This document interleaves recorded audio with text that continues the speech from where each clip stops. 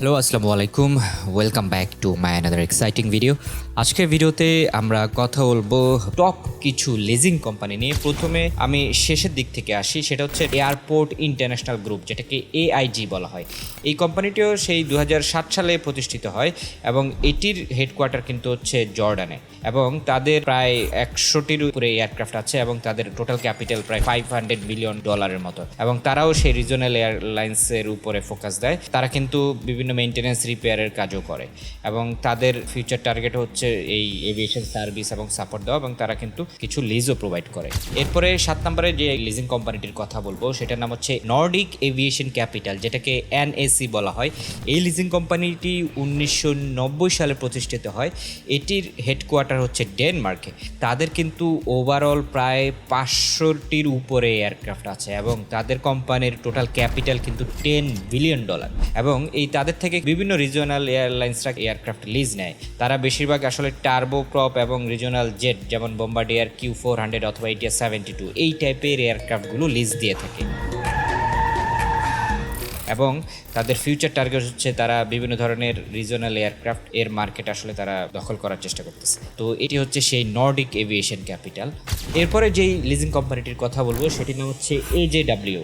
এটি সেই 1932 সালে তৈরি হয়, অনেক আগে, এবং এটির হেডকোয়ার্টার ইউকেতে, এবং তাদের প্রায় 200টির উপরে কিন্তু এয়ারক্রাফট আছে এই লিজিং কোম্পানিটির, এবং তাদের টোটাল ক্যাপিটাল কিন্তু $1 বিলিয়ন। তারা বিভিন্ন ধরনের এয়ারক্রাফট লিজিংও দেয়, রিপেয়ারও করে, এবং তারা কাস্টমার সার্ভিস এবং সাপোর্টের উপরে জোর দেয় বেশি। তো 5 নম্বরে আমরা কথা বলবো ইউএস এর ব্রিস্টো গ্রুপ, যেটা 1955 সালে তৈরি হয়েছিল, এবং তাদের প্রায় 227টির মতো এয়ারক্রাফট আছে এবং তাদের টোটাল ক্যাপিটাল কিন্তু প্রায় $2 বিলিয়ন। তাদের আসলে মেজর ক্লায়েন্টস হচ্ছে গভর্নমেন্ট এবং সিভিল অর্গানাইজেশন, এবং তারা কিন্তু হেলিকপ্টার এবং ফিক্সড উইং দুটাতেই হচ্ছে তারা ফোকাস করেছে। বিশেষ করে তারা সেফটি, ইনোভেশন এইসব সার্ভিসে ফিউচারে টার্গেট করছে। এরপর 4 নম্বরে যে লিজিং কোম্পানিটির কথা বলবো এটির নাম হচ্ছে অ্যাভলন লিজিং কোম্পানি, যেটি থেকে আসলে বাংলাদেশে ইউএস বাংলাও লিজ নিয়েছে।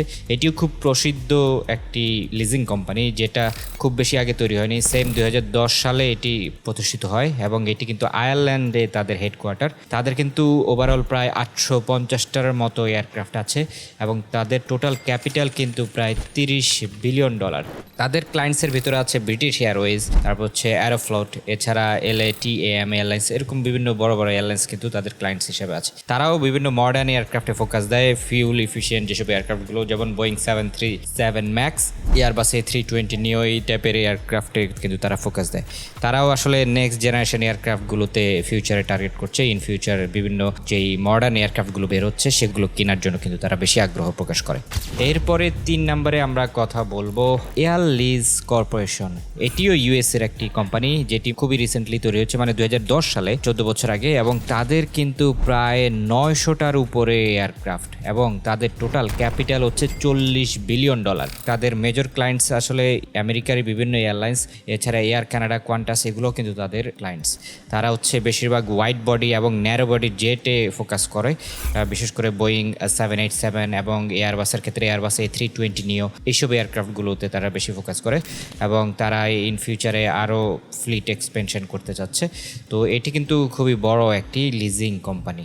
এরপর 2 নম্বরে আমরা যেটি রেখেছি এটি হচ্ছে general electric capital aviation service, বা যেটাকে GECAS বলা হয়। এটি সেই 1993 সালে ফাউন্ডেড হয়, এবং এটিরও হেডকোয়ার্টার হচ্ছে ইউএসএ। এটির প্রায় 1600টির উপরে এয়ারক্রাফট আছে, এবং এদের ক্যাপিটাল কিন্তু প্রায় $55 বিলিয়ন।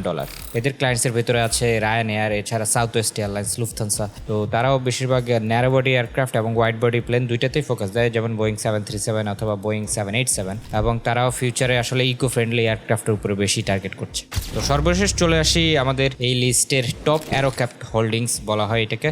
এটি আসলে ওয়ার্ল্ডের one of the most biggest leasing company, যেটা 1995 সালে আসলে প্রতিষ্ঠিত হয়, এবং এটির হেডকোয়ার্টার কিন্তু আয়ারল্যান্ড বেস। তো এটির প্রায় ধারণা করা হচ্ছে 1000টার উপরে এয়ারক্রাফট আছে, এবং ক্যাপিটাল প্রায় $75 বিলিয়ন। তাদের ক্লায়েন্টসের ভিতরে আছে American airlines, delta airlines, Emirates, air France, এরকম বহু মেজর এয়ারলাইন্স আছে। তাদের এয়ারক্রাফটগুলোর ভিতরে আছে ন্যারো বডির এয়ারক্রাফট এবং ওয়াইড বডির জেট, যেমন এয়ারবাস A320, এছাড়া বোয়িং 737, এই ধরনের এয়ারক্রাফটগুলো কিন্তু তাদের ফ্লিটে আছে। তারা বেশিরভাগ আসলে ফিউল ইফিশিয়েন্ট যে এয়ারক্রাফটগুলো আছে সেদিকে তারা বেশি ঝুঁকছে। তো ওভারঅল এই সবগুলো লিজিং কোম্পানির একটা আইডিয়া দিলাম এবং আমরা দেখলাম যে বেশিরভাগ লিজিং কোম্পানি কিন্তু ইউএসএ এবং আয়ারল্যান্ড বেস। তো ইউএস এর কথা তো আসলে বলাই ভালো যে এভিয়েশন ক্ষেত্রে লিজিংয়ের ক্ষেত্রে USA one of the top আছে, কিন্তু এরপরে ইউরোপের ভিতরে কিন্তু আয়ারল্যান্ডে হচ্ছে বেশিরভাগ এয়ারলাইন্সগুলোর সেই হেডকোয়ার্টার বা কোম্পানিগুলো কিন্তু সেখানে। তো এটার কিছু ভৌগোলিক কারণ আছে, যেমন আয়ারল্যান্ড, ইউরোপ এবং আমেরিকা এই দুটো মহাদেশের মাঝখানে থাকে। এয়ারক্রাফটগুলো লিজ দেওয়ার ক্ষেত্রে বিভিন্ন দেশে পাঠানোর ক্ষেত্রে এটা সহজ হয়। এছাড়া আয়ারল্যান্ডের যে গভর্নমেন্ট তাদের যেই ট্যাক্সের নিয়ম কারণ আছে সেখানে অন্যান্য দেশের তুলনায় সেখানে কিন্তু অনেক কম, প্রায় 12% এই ট্যাক্স।